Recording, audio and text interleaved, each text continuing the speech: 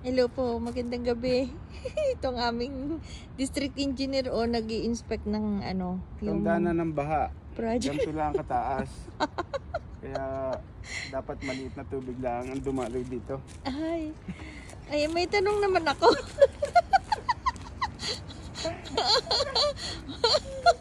Magkano ang cut ng opisina namin diyan? Bigyan ko kayo ng mga 30%. 30%, aba pwede na yun.